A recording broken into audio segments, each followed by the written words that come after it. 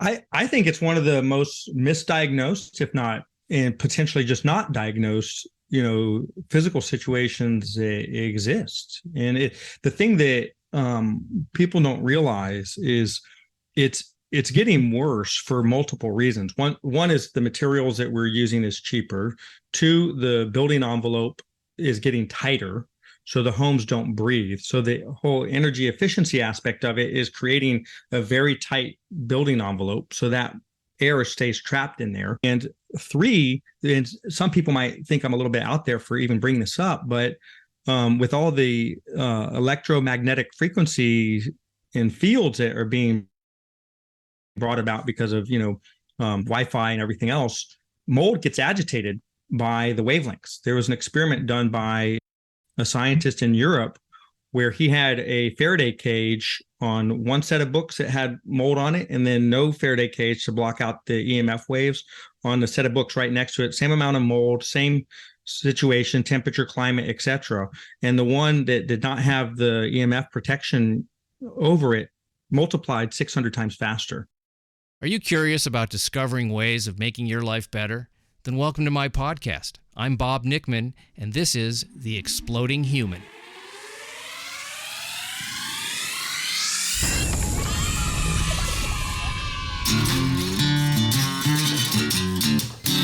Listen in while I talk with all kinds of people in the fields of personal growth, health and healing, alternative therapies, psychology, spirituality, environment, and the future. I'm looking for those answers that make life better for everyone. You'll meet cutting-edge practitioners, doctors, artists, filmmakers, business people, and those who have overcome challenges. The brave, the curious, anyone who is out there helping us humans to explore, expand, and explode. Hey, welcome to The Exploding Human. My name is Bob Nickman.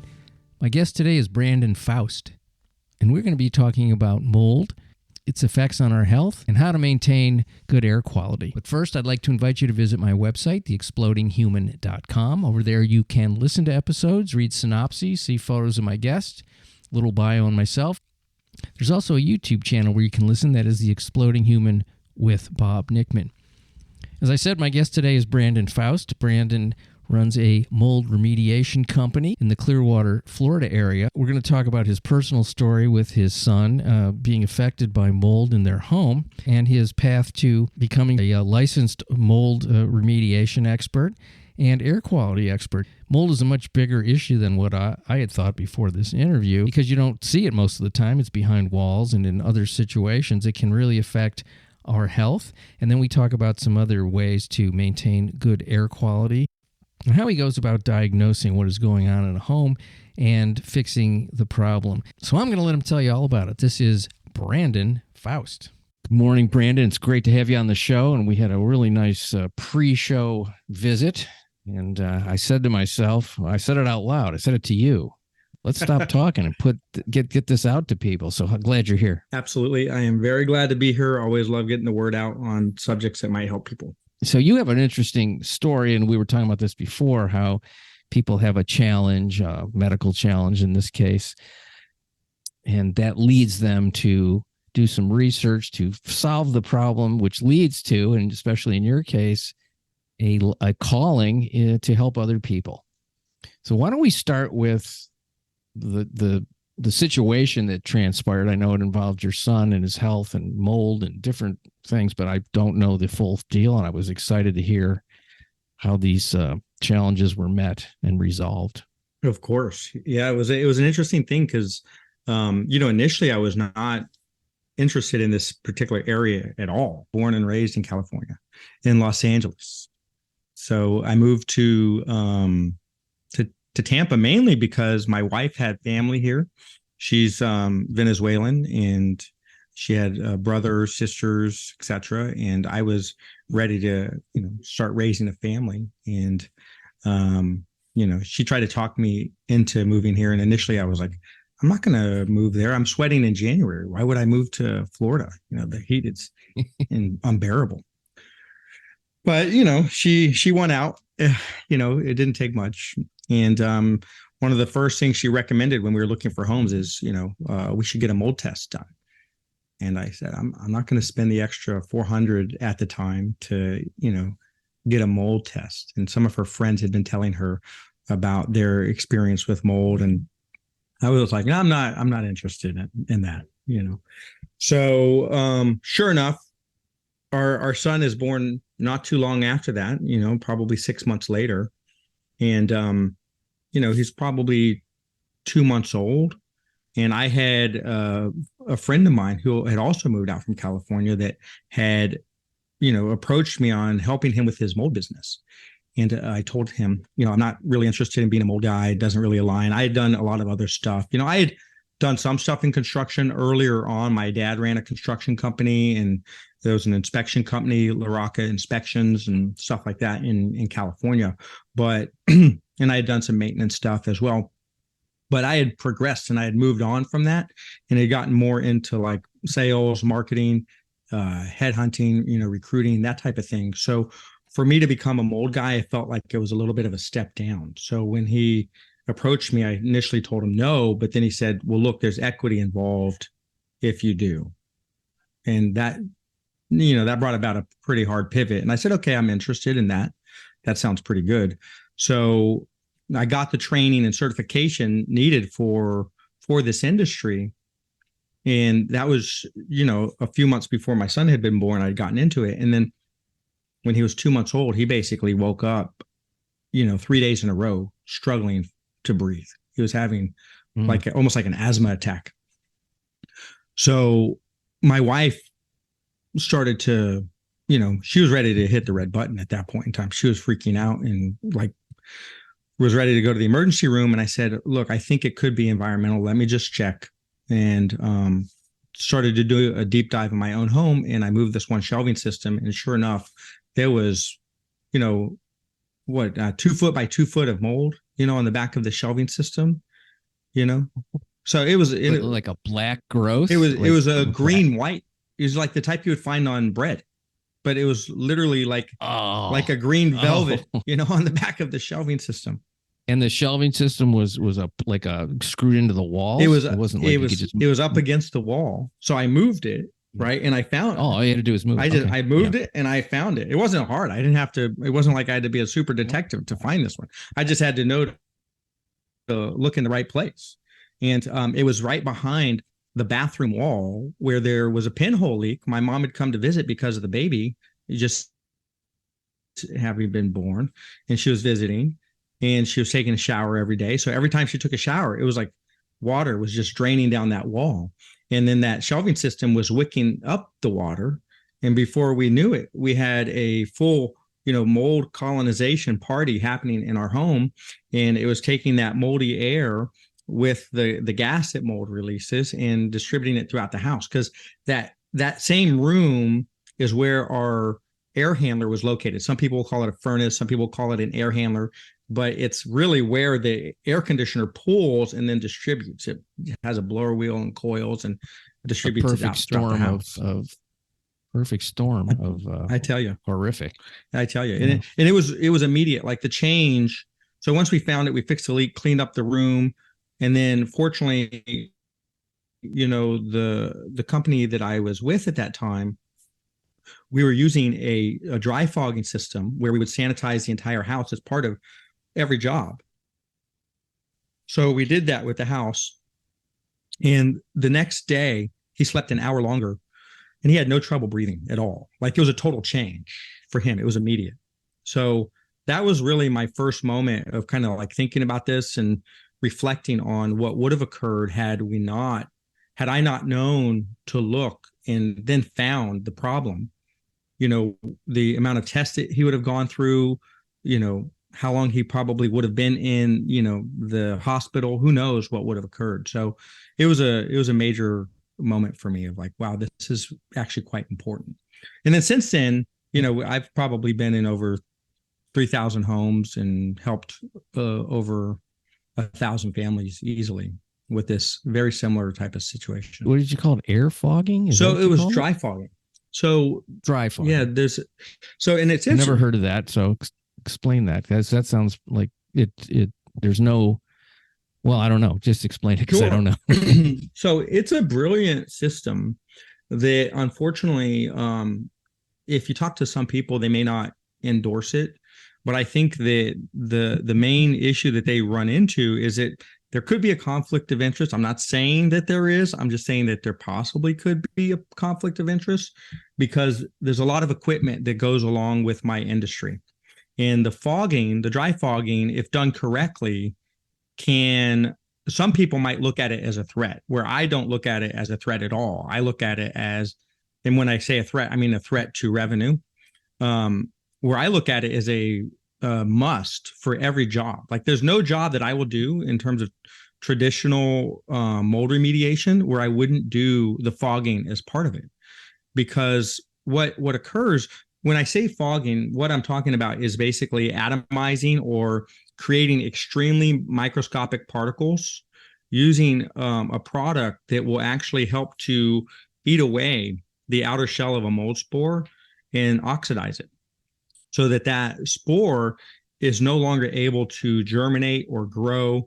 And that's a major factor in terms of also not only stopping the growth of mold spores, but purifying or detoxing the air.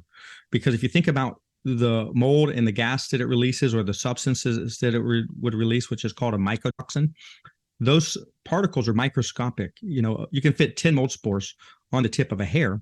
And the mycotoxin is even smaller. You could fit 700 mycotoxins on the tip of a hair. It's like an ultra fine particle. But that's what makes people sick. And those things can float, and then you breathe them. That's how you get them into your body, is through inhaling them. And they move around your house through air current. So it's important that whenever you're detoxing a home, that you're using a similar approach to actually break down, destroy, clean, purify those particles that are floating around that otherwise wouldn't be destroyed or caught or got in a filter or whatever way you want to look at it. And that's the dry fogging, is you basically use a pressurized fogging system that's so tiny that the particles just bounce around, destroying anything that is organic, bacteria, viruses, mold spores, mycotoxins, etc. You have to like tent the house like you do for exterminating, like a seal it up like in a bubble of some kind. So similar concept to fumigation without the tenting. So and it's not poisonous. That's the thing that's amazing about it, is the products that we're using, and hopefully most people that are doing a health-centric mold remediation would be using either botanical products or products that you could use to disinfect or sanitize or sterilize clean rooms in hospitals, etc. So the product that we're using has been used since 2003 to sterilize clean rooms that might have bacteria or viruses that would lead to infections on people that are getting, operations or whatnot. So that technology was in 2007 modified so that it could be used in the restoration industry. So the initial company that I was with kind of promoted this concept of a demolition-free mold remediation, where there is a time and a place in some cases where that could work. But from what I have discovered, for years of doing it, is that you really don't want to, especially certain scenarios. Like there's dry molds and wet molds.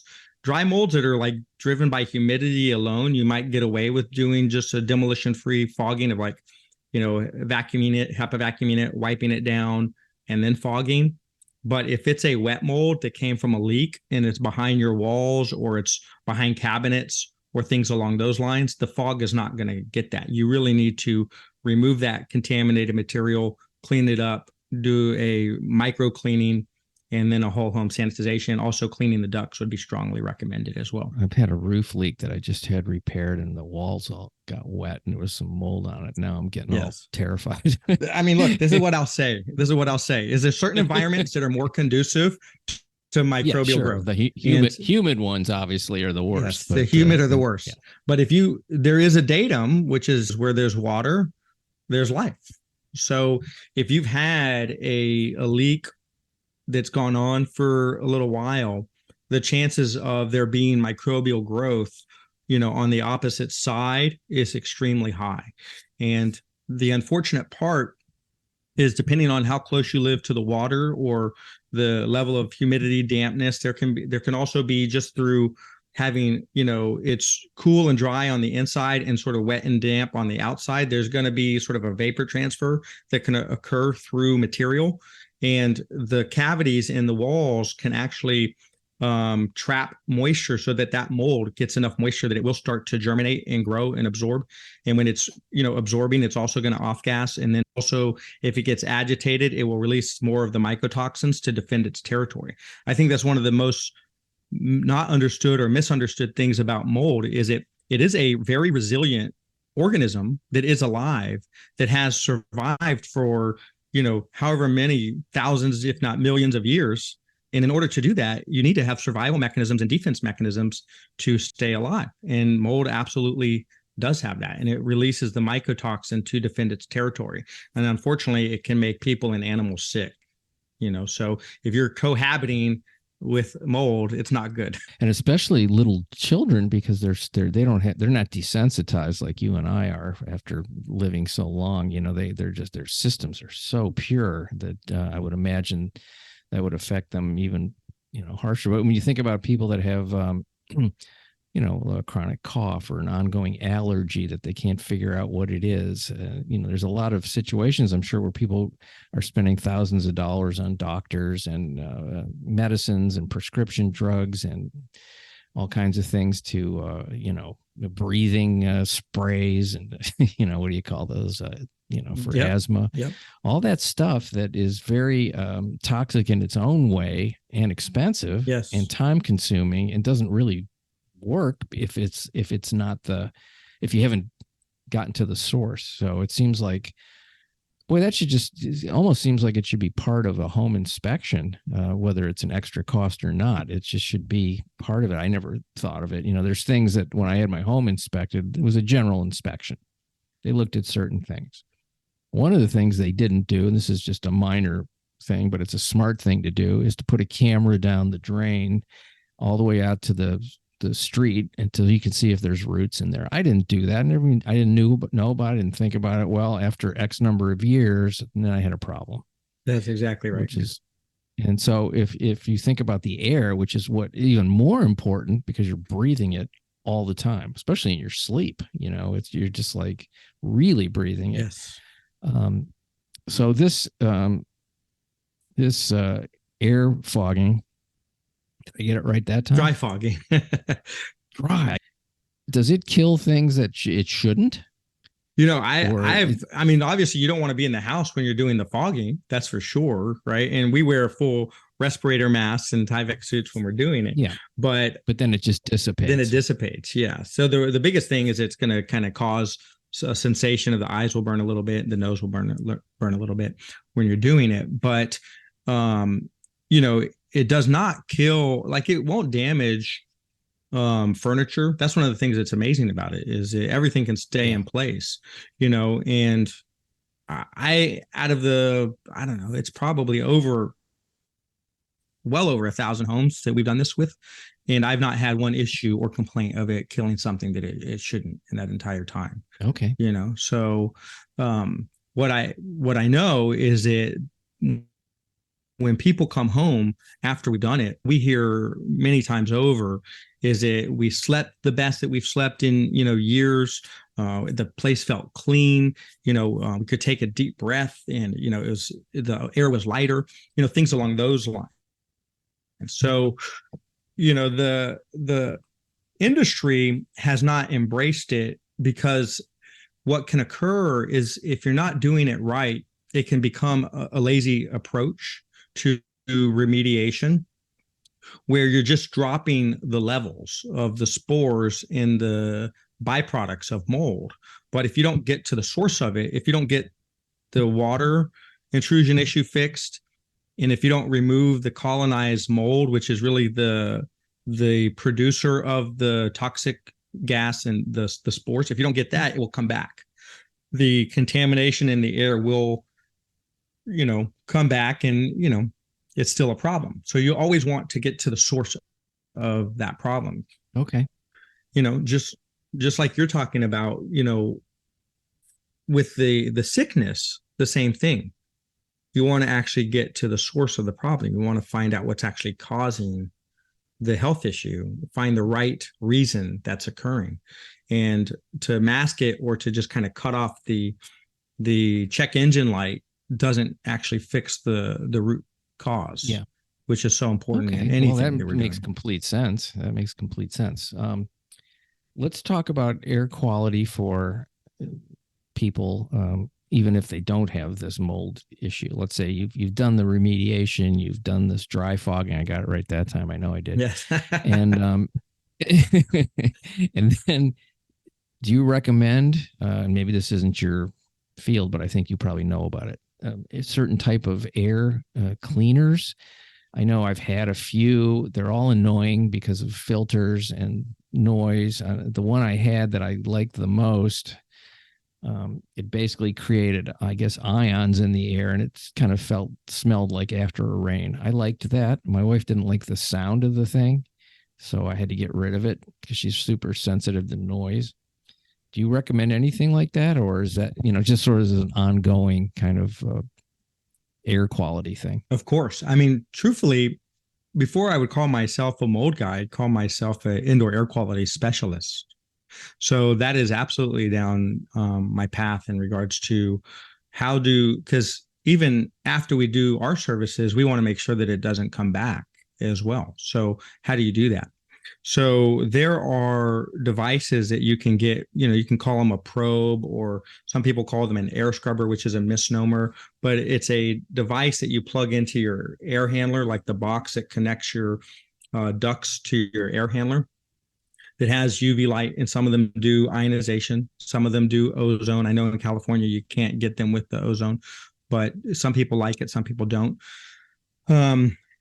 But yeah, absolutely. So there's a Remy Halo, which is a good one that does, I think, a little bit of hydrogen peroxide that's produced. It also has a UV light.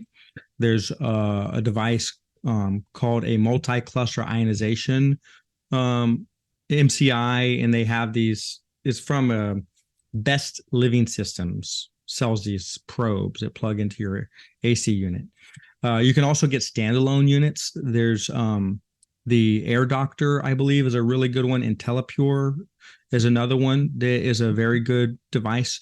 So there's proactive, and there's the ones that kind of sit and are passive and wait for contaminants to come to it. So the passive ones are ones that have like filters, and they're capturing and trapping the contaminants. A lot of times they'll have like what's called a HEPA filter, which stands for high efficiency particulate air filter. So those will capture some of the contaminants.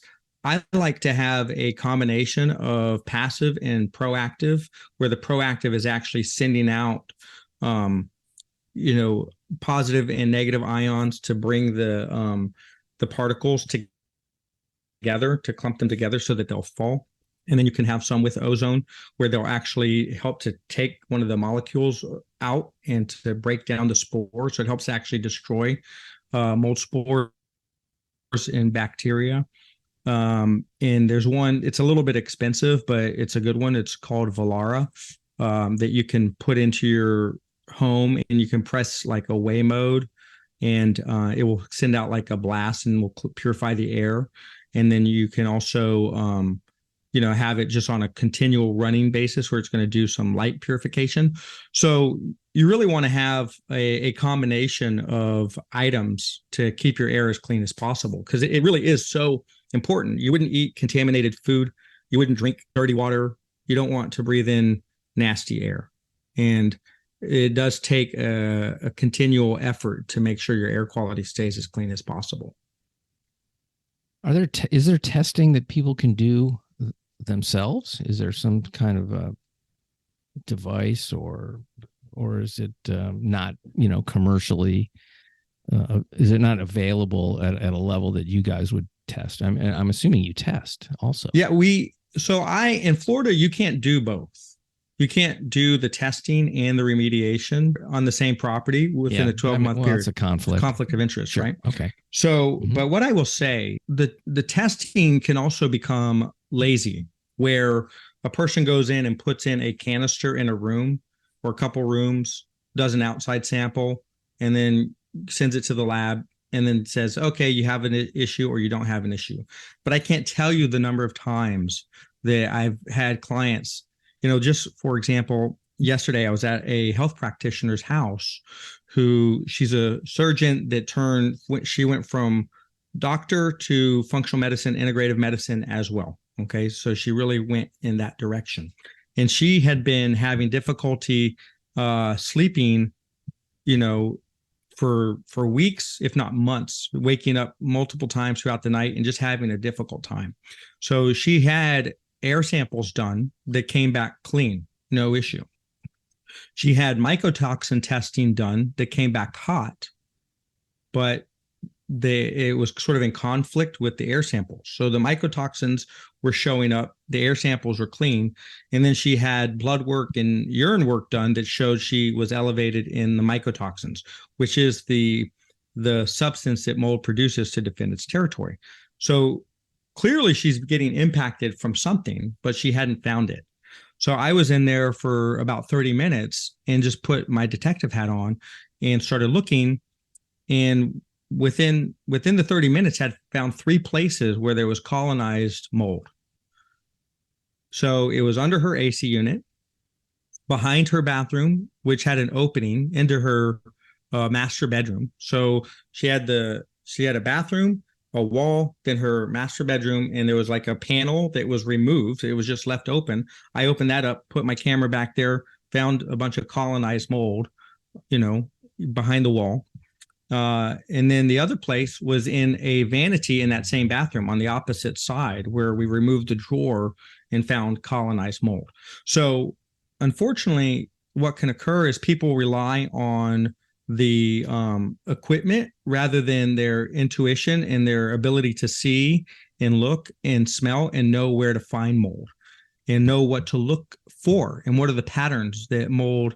Because sometimes it's green and fuzzy, sometimes it's black and oily and velvety, but not always. There's times that there's like a film or a pattern that somebody who's just kind of a layman to the subject may not even know that it's actually mold. But then you look at it, you test it, sure enough, it comes back positive as like chaetomium, which is a toxic mold, or Aspergillus penicillium that might look different ways depending on what species you have of that particular mold. So you just got to know where to look and what to look for. And that's an important part of inspecting. So to answer your question, are there inspectors? Absolutely. Some are better than others, and you need to find somebody that really knows what to look for and is dedicated to the health end of it, rather than somebody who's either new to the industry or even somebody who's been in the industry for many years. Because I had one inspector when I first got here who had been an inspector for probably 15 to 20 years, and there was clearly growth on the vents. And he tells the client, oh, that's normal, that's common, don't worry about it. Oh, well, that mold that you just said is common and normal is a mold called cladosporium, and it releases a toxin on the same level as black mold. And because you haven't been trained that it's an issue, but if you look on Google Scholars, sure enough, it does release mycotoxin, and it can make people really sick. You just said it was common and not that big a deal when it actually is. So it's common and a big deal. Yeah, exactly. Right. Just because it's common doesn't mean that's good to have in your house. Right. He got it half right, yes. The wrong half. I'm just thinking ahead of when you actually build a home. Is there a way to construct it so this doesn't happen? Obviously, leaks are going to happen. But I'm wondering if there's something you can build into a home to help with this, or is it just something you got to pay attention to? This is probably not a great question now that I'm saying it. Well, it is a great question. And I'm going to say one of the guys that I've trained under, his name is Doug Hoffman. So he's the president of NORMI, which is a national organization for remediators and mold inspectors. And, Doug's a great guy who I think is a visionary when it comes to this industry. He actually wrote a book called Mold-Free Construction. So you can find that, Mold-Free Construction, from Doug Hoffman. I think you can buy it on Amazon. And so he'll give you the tips in terms of, how to prevent mold from, a home being built from the ground up, because that can be a problem. A lot of people think new construction, there's not going to be any mold. But I can tell you here in Florida, when people are building and it's the rainy season and that, that new lumber, that young lumber is left out in the rain. Well, it's very cellulose and mold loves it. So you can wind up entrapping mold into a home, even though it's a new build. So so you got to watch for that.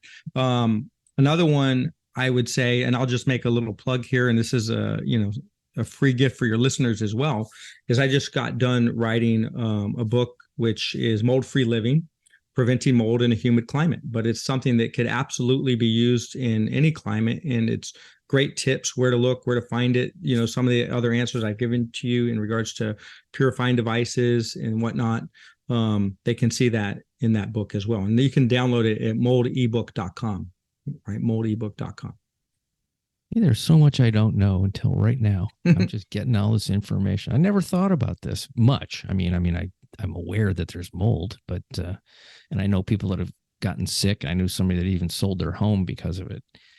They disclosed it, of course, but they were all getting sick, the whole family, and they were just like, we're just going to move. I think it's one of the most misdiagnosed, if not, and potentially just not diagnosed, physical situations that exist. And the thing that people don't realize is it's getting worse for multiple reasons. One is the materials that we're using is cheaper. Two, the building envelope is getting tighter, so the homes don't breathe. So the whole energy efficiency aspect of it is creating a very tight building envelope so that air stays trapped in there. And three, and some people might think I'm a little bit out there for even bringing this up, but with all the electromagnetic frequencies and fields that are being brought about because of Wi-Fi and everything else, mold gets agitated by the wavelengths. There was an experiment done by a scientist in Europe where he had a Faraday cage on one set of books that had mold on it, and then no Faraday cage to block out the EMF waves on the set of books right next to it. Same amount of mold, same situation, temperature, climate, etc. And the one that did not have the EMF protection over it multiplied 600 times faster. I did an episode fairly recently on EMFs, and boy, it's another thing you can't see, so you don't really think about it. Yeah. But it got me to change up a few things in my world. I didn't even think about it in terms of mold growing faster, but it's something that agitates things and sends them out of order, of natural order. And this, I don't see, like 5G as a positive. I don't need that kind of speed. I don't need it. My life is fine without it, but it's everywhere. It's on my phone. There's nothing I can do about it. It's there. So I have to shut my phone off and make sure I don't, and since I started doing that, I feel better, when I can do that. I know there's bags you can put your phone in to stop EMFs. There's things you can put in your house to mitigate EMFs. It's an interesting thing. We're so advanced and we're so backwards. Yeah. These advancements hurt us biologically. It's just unbelievable how much of it, and it's sometimes it's fairly subtle, but I always wonder how good would I feel if this crap didn't exist, Yeah. Would I feel a lot better? I did interview a guy who lives, he moved to the country outside of Nashville. And he does purified water, and he shuts down his internet at night, his Wi-Fi, and, he only eats clean food. And, he's really made this a thing. And he said, people come to visit me and they say, I've never slept so good in my life. I don't want to move there, but how much can I do here, living in a city? And I think there's quite a bit. Absolutely. And it's something to be aware of, because then once you're aware of it, you can take actions to start mitigating or limiting the exposure. So that's really, for me, the most important thing when it comes to mold and understanding it and realizing, hey, this is not a farce. This is not a scam. This is like a real thing that a lot of people misestimate or they underestimate. Air conditioning keeps coming up when you're talking about this stuff. And I don't have air conditioning in my house. I don't really need it, except, I wouldn't mind it maybe 10 days out of the year. So I don't have it. Yeah. I'd rather just put it. So I don't have air conditioning. I don't need my heater most of the year. Maybe I need it maybe 3 to 5 months on occasion. Yeah. There's a few months where I need it because I'm in, I'm in Los Angeles. So the weather's pretty great. And I'm not in an apartment. I'm in a house. Yeah. So I don't have a system that needs to be, really set up for much. It seems like a freestanding kind of a situation would be the way I would go if I put something in for air quality. Now I do have this is just another thing. I'm just talking about myself because it's the person I'm most interested in. Well, what am I gonna, can't lie about that. I think we're all a little bit like that. But it's like I have a heater that that was put in when I got my house 25 years ago. Yeah. Never had the ducts cleaned. Never had any maintenance on the heater. I've changed the filter, regularly, so it gets a little bit thing, and that's it. I've never done anything. There's probably a good chance I found a cricket in there once. I had to suck it out with a shop vac. That was about the yeah. But I'm sure it's dusty as hell in there, but I don't really turn it on that much. So, should I be terrified? I'd like to get terrified about something before this is over. What I would say, your roof leak is where I would be looking on an immediate basis. But I lived in Los Angeles. That's the next thing. It is. Yeah. I lived in Los Angeles for a long time as well. And I actually believe that I was exposed to mold while I was there and didn't know it, because the symptoms that I get now, if I go into a moldy place and I'm not properly adorned with PPE, and sometimes that does occur, where I get like a tingly sensation, a burning sensation in my legs, and my hands will swell up, and they get painful and they start kind of getting swollen, inflammation.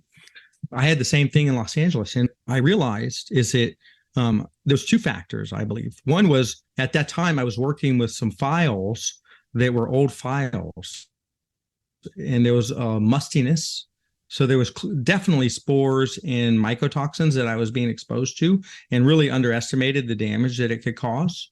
And two, I was in an apartment that did not have central heating and air, but had a window unit that would do the heating and cooling.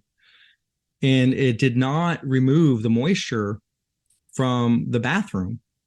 And we had mold growing on the ceiling at times. And we would take bleach to it to try to handle it. This is when I was really young, but we would take the bleach to it to try to handle it, and it would just come back a few weeks later. What we didn't realize is that mold, being a living, breathing organism, when you attack it, and especially if you kind of go to wipe it away, you're aerosolizing it. And then, so you're putting it in hyperreplication mode, and you're putting it in defense mode when you attack it with any product, much less bleach, which has its own toxins as well. So you're kind of creating a little double whammy of toxicity when you do that. So, and I believe that I was exposed at that time in a pretty major way. I'm thinking about office buildings in particular, because those are very much sealed environments now. You can't even open windows in some buildings because they don't want jumpers, and they want to save. They also want to save money. And you remember that scare? Well, it was a real thing. It was called Legionnaire's disease, and they finally traced it to mold in an air conditioner or bacteria, something. Yes. When you think about, I mean, that was a heavy situation where people really got messed up. Yes. But on an ongoing sort of basis, I would think any type of large or medium-sized office building that has central air like that and sealed windows would be a constant source of a problem. I mean, when you think about people in an office with recirculated air that's going through an air conditioning system, and then let's add fluorescent lights and the EMFs that those put out, and the weird sort of, not full spectrum kind of a lighting, which has irritated me since I was a child. I'll just be adamant. I fucking hate fluorescent lights. They make me sick. Yeah, I understand. And that's the first time I've ever used that word. Okay. That's how much I can't stand. It's your fluorescent show. lights. It's your show. You can Well, I'm a clean show, Yes. but once in a while in the middle, I have to drop that bomb. Yeah. So, when I think about what is that doing to human beings, if you're in there 8 hours a day, and most people work even more than that. Yeah. Sealed environment, crappy lighting, crappy air. I'm sure the water's terrible if you're drinking it, out of there, even if it's delivered by a company in plastic bottles. It's literally an 8-hour poisoning of people. And no wonder, there's so much agitation and discomfort and troubled people on top of, normal sort of life stresses. That's just an added biological attack on an 8-hour a day basis. It's just seems insane to me. Well, you just nailed it. And it's not only the workplace, it's also, how about college dorms where, they're notorious? And how about military bases? Same thing, where it's cheap housing, and the amount of proper maintenance that occurs it's minimal, because they're all trying to save $1, but it's actually, you're dealing with people's health. So when you combine the systems that we have right now with like the HVAC systems, where the coils are going to get wet, they hit dew point, they're going to get wet. There's no way around it. And then you take these massive squirrel cages or blower wheels that are spinning this wet, moist air up through the ducts, right? And the ducts can be like porous, duct board. And then combine that with spores, which are naturally occurring. And then everything else that you just said in terms of EMF, the fluorescent lights, you're literally putting people in toxic soups. So it is important that we protect ourselves, right? And are aware of it as well. That's the other thing, is really looking at the symptoms, if you will, or the physical things that may be occurring, and ask, well, what is the actual root cause of this? Because it's non-optimum. It's not right. So it's a departure. There's something about it, and we need to find the actual cause point. There was even an article that was published in Psychology Today, believe it or not, where the psychiatrist was talking about a lot of the different labels: schizophrenia, depression, etc. Some of that could be caused by environmental triggers, which is absolutely correct, because the mycotoxins have a natural affinity they are fatty in substance, and therefore they have a natural affinity to the fattiest part of the body, which is the brain. And then it impacts the neurological system, where a lot of the neurodegenerative diseases, like, most people don't realize that, but Parkinson's, Alzheimer's, dementia, have a link to certain mycotoxins. So I think it's a question that we all need to be asking. The fact that there's a biological cause to a mental health condition, it's coming up a lot. And Yes. in a lot of situations, it's not, oh, you're messed up, because your mother didn't feed you soup when it was cold, you're when it was cold outside. You're messed up because you've got some biological situation going on, whether it's some kind of a toxic situation, or improper diet, or prescription medications that are doing harm in tandem with other prescription medications. So when you think about putting chemicals in your body, whether it's from the air, or from light, or from food, or from actual, prescription medication, it's no wonder people are really, getting sick in these sort of, and if you're not sick, then there's a level of way less than optimal health because of it. Correct. And some of these things can be acute, but some of it could also be long-term. And you may not be realizing the overall decline that is occurring because it's not happening overnight. Is a healing change. And that's also why you're talking about the sleep cycle and how the sleep can be interrupted, and how much of a difference it makes if you're breathing in toxic air while you're sleeping. Well, it's huge. So if people are taking in these spores and mycotoxins at night, and they are not recovering like they normally would, or the body's being disrupted in that heavy sleep pattern, they're not going to have that healing process as well. So it's a major aspect of, I think, everybody's existence that we need to look into. I had my own personal story on that as well. In 2019, I got sick, even as a professional mold inspector. I have my license in mold inspection, and I also am a mold remediator. I thought that I might have a situation, but the air samples came back clean. I popped a baseboard in my bedroom, and that wall was clean. So I thought it was from just going into other people's moldy homes. And then 6 months later, my AC overflows, and there's enough water it's impacted over 50% of the home. So I'm removing the continuous flooring, and I get to the master bedroom. I pop a baseboard, and there's chatomium behind the baseboard. So I'm like, okay, well, that's got to go. So I start cutting, and then I look behind the drywall, and there's 2 feet of Aspergillus penicillium, which is another type of mold. So these 2 molds were literally fighting it out in my master bedroom. I thought I was in a safe zone, and it was a biological warfare zone. And, I had been sick for months, a fever every month, fatigued, a pain in my chest that wouldn't go away. Like I literally thought something was out of place. One doctor said I needed an EKG. Another doctor said you have autoimmune disease. Another doctor said I had Lyme disease. Once I handled that, within 3 weeks, all my symptoms were gone. So did you have to take the walls off completely and re-drywall the room? I did. Yeah.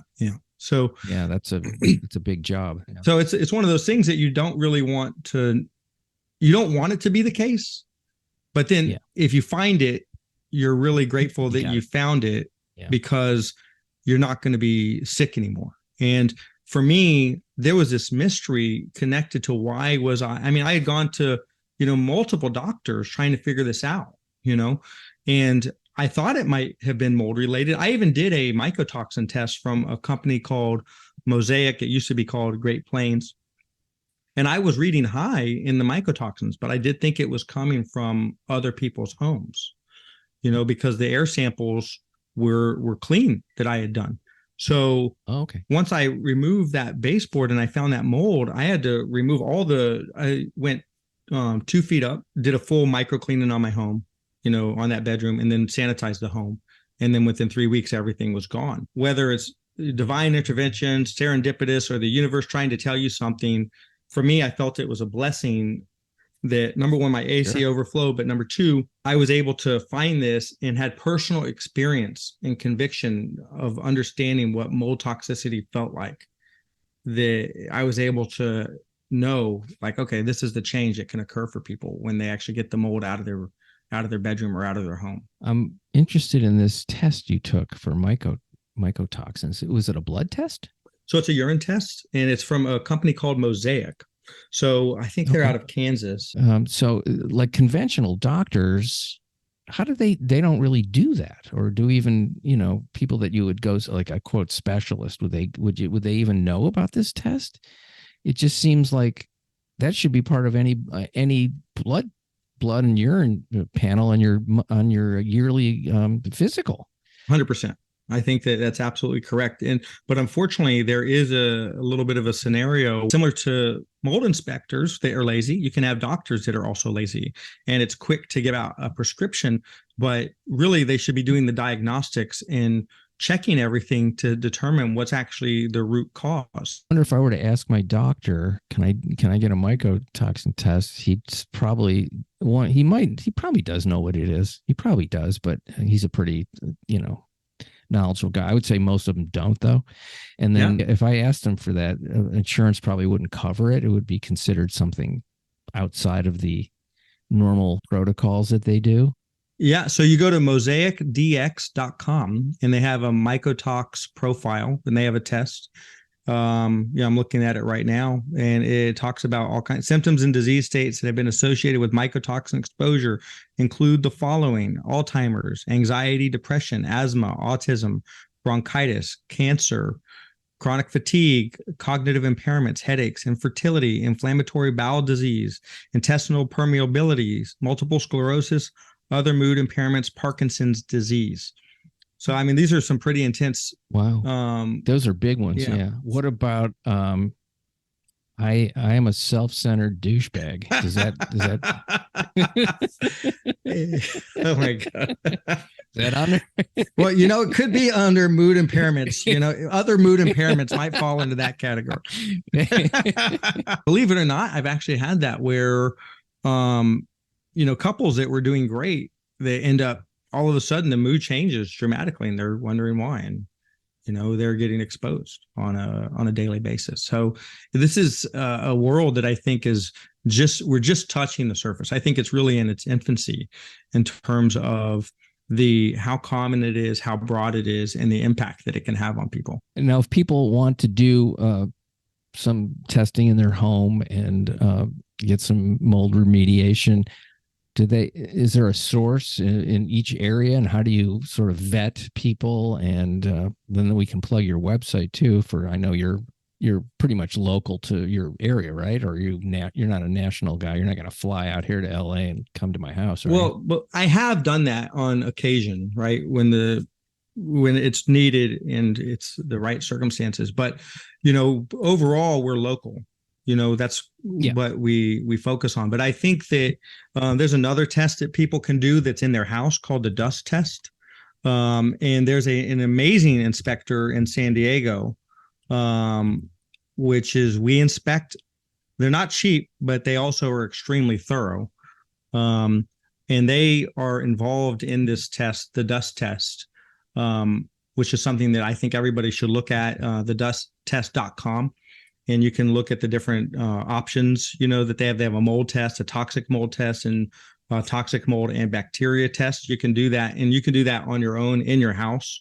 There's other Petri dish sampling that you can do that's fairly thorough. I wouldn't just go and get the Petri dish from like Home Depot or something like that, but there is some Petri dish testing for mold that is pretty effective, where they you send it into a lab and they kind of tell you exactly what you're dealing with. Immunolytics is actually the company that does that I would look into. IMMUNOlytics, LYTICS.com. So they have like a Petri dish test that you can do, so obviously follow the instructions to see what you're up against and what you're dealing with. But again, having somebody who's experienced that knows what to look for and where to look is really, I think, one of the most important aspects of any discovery phase that then leads to proper remediation. And then you have to find remediators that are going to use proper containment. They're going to engineer the proper air control where they would put the room under negative air so that while they're doing their demolition, and really, I don't even like the word demolition, it should be precision deconstruction so that it's as dust free as possible and you're not kind of spreading the spores everywhere. That should happen. They would then clean up the contaminated structural material properly. Then they would do the micro cleaning, which would be the HEPA vacuuming and the wipe down of the entire room, making sure that is thorough, because you're dealing with something that you cannot see. So you have to have redundancy on any remediation project. And then after you've done those things, then do the fogging of the whole home and then sanitizing of the ducts. And really, I would recommend somebody who's either NADCA certified, which is, I think, North American Duct Cleaning Association, or something along those lines, where they do a very thorough duct cleaning. But there's whether you use them or somebody that uses that same pattern, it's somebody that is really going to clean the ducts, and not just some like $199 special where they come in, they put a vacuum up to one side, a vacuum up to the next, and they say, oh, your ducts are handled, right? No, you want to do it thoroughly. You're dealing with your air quality. Well, thanks so much for talking to me today. I've learned a ton, and I know what the next thing I have to do is in terms of my leak and check some stuff out. As much as I don't want to spend any money, it's probably on the A side a better spend than the B side with medical bills. Yes, you're going to spend the money at some point. It's better to do it preventative than down the road, right? Because it's going to be cheaper if you prevent it. That's for sure. Let's plug your website in case anybody's down there in Clearwater, Florida, Tampa Bay area. You might want to call Brandon and or get a hold of him. Your website and your book. Sure, it's moldsolutions.com is a website. And a great place to connect with us is actually on Instagram. We do Facebook too, but Instagram, we're constantly posting tips, stories, and reels that are educating and sometimes entertaining the client. And that's mold.solutions on Instagram. And then for those that are interested in the book, it's moldebook.com. Pretty simple. and they can download. It's for a certain amount of time, for a limited time. It's going to be free. So for your listeners, they can go in there, plug in their email, and they'll get a copy of this book. And it's pretty extensive. So it will give you the key components to making sure your home is as mold free as possible. I've learned so much. And when I got up today, I'm like, I'm going to be talking about mold. Okay, let's do it. I wasn't like super excited, but then I got excited. So whatever you're doing, it's working. Yeah. I didn't expect to, ever call myself a certified mold nerd, but at this point in time, I am proud to do it. And it really comes down to just making a difference in people's lives. I think that never gets old. So if you find something that can make a difference in people's lives, it's great, and you can keep doing it. So I think I found that. Hey, thanks so much. You got it. I'm glad to talk nerdy with you. Much appreciation for you folks listening to The Exploding Human. Check out the website, theexplodinghuman.com, the YouTube channel, The Exploding Human with Bob Nickman. Once again, I want to thank Brandon Faust for coming on the program and talking about the silent mold epidemic that's wreaking havoc on our health. And I hope you check out some of the links that I put in the description and that we've talked about on the show if you need some help with your air quality. Have a fantastic day. Thank you.